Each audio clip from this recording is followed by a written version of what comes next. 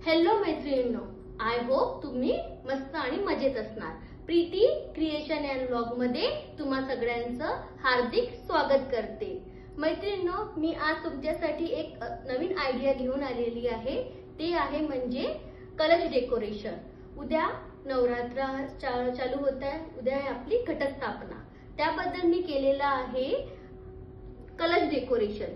हे डेकोरेशन कशा प्रकारे मी केलं आहे याची मी पूर्ण सविस्तर माहिती या व्हिडिओ मध्ये तुम्हाला दिली आहे। तर मैत्रिणींनो, व्हिडिओ शेवटपर्यंत बघा। व्हिडिओ आवडल्यास लाईक करा आणि सबस्क्राइब करा। चला तर मग मैत्रिणींनो, की मी हे कलश डेकोरेशन कशा पद्धतीने केलं आहे याबद्दल मी तुम्हाला माहिती सांगते। या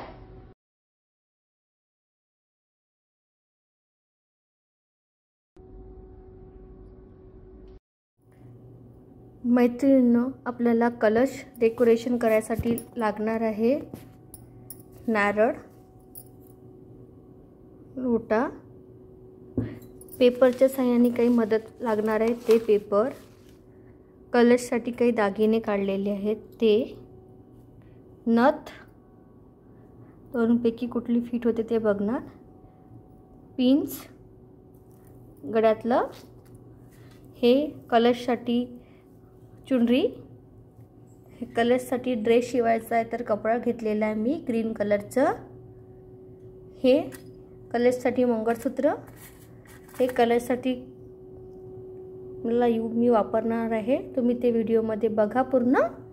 त्यानंतर हळद, कुंकू आणि कलश ठेवायला तांदूळ, आणि मी तुळजाभवानी बनवणार आहे तर मला काळ्या रंगाचा मी वापर करणार आहे। तर मैत्रिणींनो, तुम्ही बघू शकत आहे पूर्ण मी अशा प्रकारे कलश डेकोरेशनसाठी सामान ठेवलेलं आहे।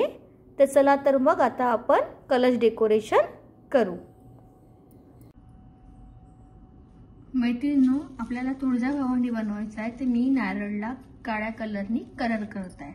ठीक आहे, तर यामध्ये कलर करताना नारळला थोडंसं पहिले असं ओलं करायचं, त्यानंतर हे जे सुक्क कलर आहे ते असं लावायचं। ठीक आहे, याला 2-3दा असं कोटिंग करावं लागते, तेव्हा जाऊन हे आपल्याला पूर्ण कलरची छान असं फिनिशिंग येते। तर मैत्रिणींनो, मी पूर्ण कलर असं करून घेते। ठीक आहे, तुम्ही व्हिडिओ शेवटपर्यंत बघा। अशा टाईपने पूर्ण असं मला बनवायचे कलशसाठी। कलश डेकोरेशन मध्ये तुळजाभवानी माता जी आहे तुळजापूरची देवी, तुम्हाला सगळ्यांना माहिती आहे। ठीक आहे, ओके, बघू शकत आहे मी अशा प्रकारे मला पूर्ण नारळ हे ब्लॅक कलरनी करायचं आहे। मैत्रिणींनो, मी काळा कलर केलेला आहे। त्यानंतर आपल्याला हे डोक्याच्या बाजूनी पिवळ्या कलरनी असं लावायचं आहे। तुम्ही बघू शकत आहे व्हिडिओमध्ये।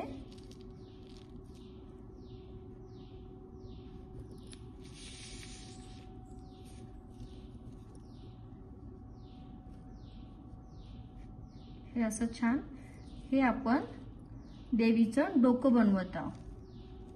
ठीक आहे, त्यामध्ये आपल्याला छान असं येलो कलरनी असं छान फिनिशिंग द्यायची आहे अशा टाईपने। ओके, त्यानंतर मैत्रिणींनो, तुम्ही बघू शकत आहे मी हे पेपरवर हे असं शेप कट करून घेतलेला आहे। ठीक आहे, त्यानंतर हे आपल्याला इथे मध्यभागी असं ठेवायचं आहे। तुम्ही बघू शकता आहे व्हिडिओमध्ये। आणि त्यावर आपल्याला असं कुंकू, तितकंच भागी कुंकू असं लावायचं आहे।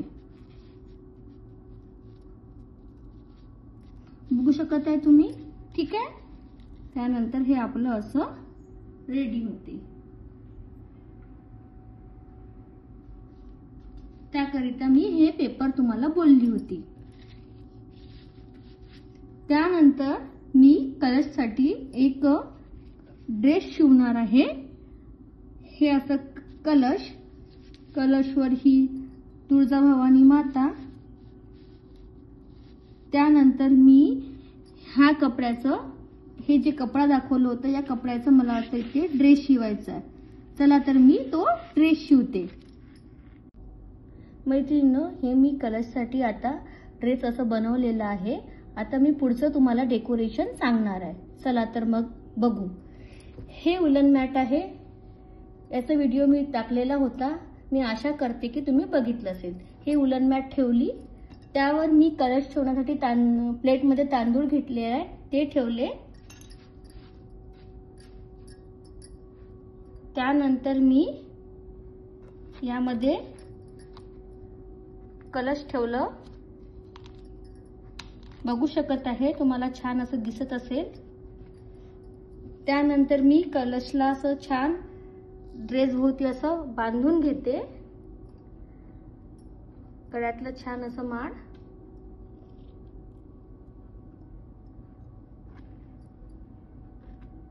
त्यानंतर मी हे मंगळसूत्र टाकत आहे.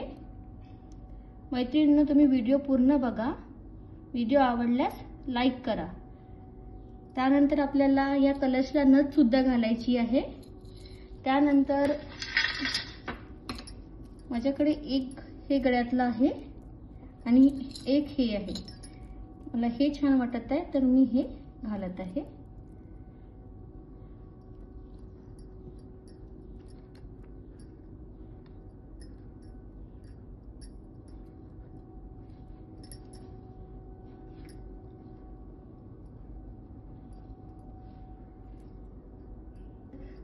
त्यानंतर मी असं एक मांग टिका ठेवत आहे.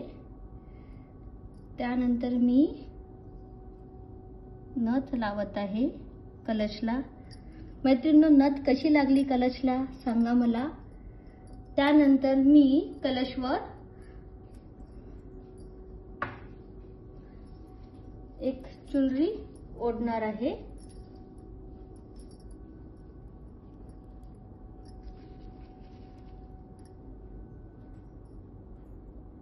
मैत्रिणींनो, तुम्हाला कसं वाटत आहे माझं कलश डेकोरेशन? व्हिडिओ आवडल्यास लाईक करा आणि चॅनलला सबस्क्राईब करायला विसरा नको. भेटू पुढल्या व्हिडिओमध्ये. Bye bye.